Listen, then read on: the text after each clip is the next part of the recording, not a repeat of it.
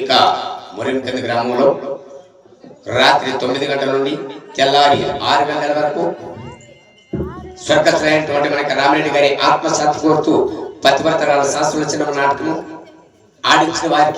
ఆడిన వారికి సూచిన వారికి కదిలి దేవుడు సర్వదా రక్షించాలని కోరుకుంటూ ఇంతటితో ఆఖరిసారిగా ఎవరైనా రామిరెడ్డి గారి పేరు మీద ప్రకటించాలనుకున్న వారు ప్రకటించండి. ఎందుకంటే మహామంగళార్తి ఇచ్చిన తర్వాత ఇచ్చినా కూడా తీసుకునేదానికి వీలుండదు.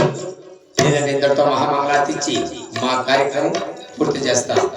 జై సుమంద్రమణ గోవిందో, జై లక్ష్మీ రమణ గోవిందో.